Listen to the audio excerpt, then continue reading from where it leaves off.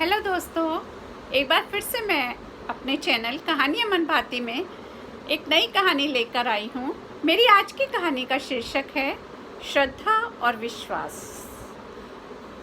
दोस्तों, एक पंडित जी थे, बहुत ही अच्छे कथावाचक थे।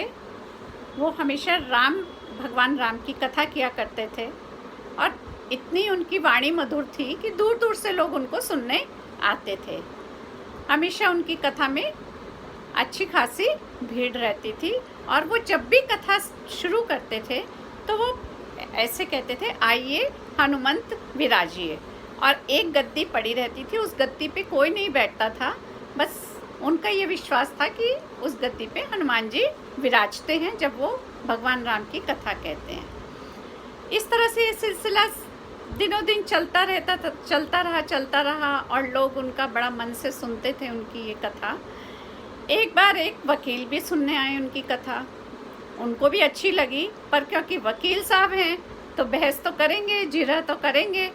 कथा सुनने के बाद वो पंडित जी के पास आए और बोलने लगे कि पंडित जी, आपकी कथा में बहुत रस है, बहुत अच्छा लगता है, पर आप ये बताइए, आप ऐसे क्यों कहते हैं कि आइए हनुमंत विराजिए और ये गद्दी खाली क्यों छोड़ते हैं?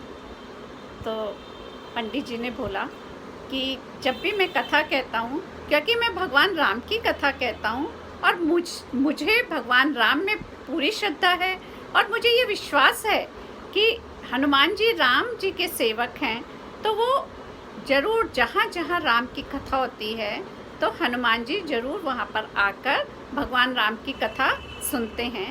इसलिए मैं उनको ये वहाँ पर विराजमान होने के लिए कहता हूँ कि आइए हनुमान जी विराजिए। तो मेरा ये विश्वास है कि यहाँ पर हनुमान जी बैठते हैं और मेरी कथा को सुनते हैं। तो अब वकील तो वकील होते हैं, उनको जिरह की आदत थी। उन्होंने फिर से बोला कि अच्छा, आपके पास कोई सबूत है कि यहाँ पर हनुमान जी विराज ही रहे हैं? तो पंडित जी ने बोला, नहीं, कोई सबूत तो नहीं है, पर विश्वास ज़रूर है मुझे कि हनुमान जी मेरी कथा को सुनते हैं। तो वकील ने कहा, भाई ऐसे नहीं चलेगा, आपको सबूत तो देना पड़ेगा। आप सबूत दीजिए तो मैं मान जाऊंगा कि यहाँ पर हनुमान जी विराजते हैं। पहले तो पंडित जी चुप रहे, फिर उन्होंने कहा, चलिए ठीक है, मैं सबूत दूंगा, आप मेरे अगली कथा में आइएगा, तब मैं आपको सबूत दूंगा। उन्होंने कहा, क्या सबूत देंगे? उन्होंने कहा, जब मैं बोलूँ कि आइए हनुमान जी विराजिए, उस समय आप उसके बाद इस गद्दी को उठा के दिखाना। यदि आपने ये गद्दी उठा ली तो समझिए कि हनुमान जी नहीं विराजे यहाँ पर, और अगर ये गद्दी भारी हो गई तो ये सबसे बड़ा प्रूफ होगा कि यहाँ पर कोई नहीं बैठा, तो इसका मतलब यहाँ पर हनुमान जी विराज गए हैं। वकील साहब ने कहा, ठीक है। वकील ने कहा, ऐसा तो हो ही नहीं सकता। उसने कहा, अच्छा चलो ठीक है, अगर ऐसा हो गया तो मैं हमेशा के लिए आपका शिष्य बन जाऊंगा और मैं ये अपनी वकालत छोड़ दूंगा। तो पंडित जी भी ताव में आ गए। पंडित जी ने भी कह दिया, ठीक है, यदि ऐसा नहीं हुआ तो मैं अपना ये कथावाचक का काम छोड़ दूंगा और आपके ऑफिस में आके चौकीदारी करूंगा। अब दोनों अपने अपने घर के लिए चले गए, पर पंडित जी को नींद ना आए, सारी रात बेचैन रहे, प्रभु से प्रार्थना करते रहे, हे प्रभु, ये मेरी श्रद्धा की बात है, ये मेरा विश्वास है कि आपकी कथा में हनुमान जी तो आते ही आते हैं, मेरी विश्वास की, मेरी श्रद्धा की लाज बचाना। और ऐसे ही चिंता में उन्होंने तब तो ताव में आके कह दिया, पर उनको बहुत चिंता हो रही थी इस बात की। चलो, अगले दिन सुबह हुई फिर से। अब तो उस दिन बहुत भीड़ हुई, सभी लोगों में ये बात फैल गई कि आज तो पंडित जी और वकील में कोई एक तो जीतेगा। तो सबको देखने जाना था, इसलिए बहुत भीड़ कथा में हो गई और नियत समय पर पंडित जी भी पधार गए, वकील साहब भी आ गए और कथा भी शुरू होने थी। पर पंडित जी तो बहुत ही, कहना चाहिए, टेंशन में थे और बार बार भगवान से प्रार्थना कर रहे थे कि भगवान, मेरी लाज रखना, मेरी श्रद्धा पर आँच मत आने देना, मेरे विश्वास को ठेस नहीं पहुंचाना। पर हाथ भी काँप रहे थे, आंखों से आंसू भी बह रहे थे उनके। और नियत समय पर कथा तो शुरू करनी थी।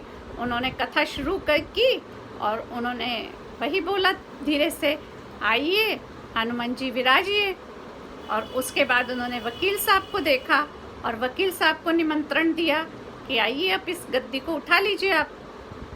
वकील साहब आए और पता नहीं क्या हुआ, श्रद्धा था, विश्वास था। वकील साहब 3 बार उन्होंने कोशिश की गद्दी तक पहुंचने की, पर हाथ लगाते पर हाथ गद्दी तक नहीं पहुंच पाता और वो एकदम से खींच लेते। वो फिर हाथ बढ़ाते पर गद्दी तक नहीं पहुंचता, वो फिर से उसको खींच लेते। इसी तरह से उन्होंने 3 बार किया। 3 बार करने के बाद वो पंडित जी के चरणों में गिर गए और पंडित जी से कहने लगे कि पंडित जी, आपकी जीत हुई, आपकी विश्वास की जीत हुई। मैं तो गद्दी उठाना तो दूर, मैं तो गद्दी के पास पहुंच भी नहीं पा रहा हूँ। पता नहीं क्या शक्ति है कि मेरा हाथ ही उसको छू नहीं पा रहा है। तो दोस्तों, ये क्या होती है? श्रद्धा की कहानी। हमारे हिंदू धर्म में हमारे अंदर श्रद्धा होती है तो हम क्या करते हैं? पत्थर को ही भगवान के रूप में गढ़ देते हैं और उसकी प्राण प्रतिष्ठा कर लेते हैं और उसको भगवान मान के पूजते हैं। और इसी श्रद्धा से अगर हम और इस विश्वास से हम जो भी काम करते हैं या जो भी सोचते हैं तो हमें लगता है कि ईश्वर हमारे सब कार्य पूरे कर रहा है। तो हमें हमेशा ईश्वर रूपी शक्ति में श्रद्धा और विश्वास को बनाए रखना चाहिए।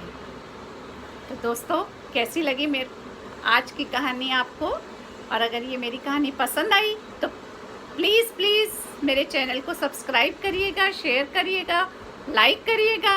और हाँ, अगले वीडियो में मैं फिर से एक नई कहानी लेके आऊँगी। तब तक के लिए बाय बाय।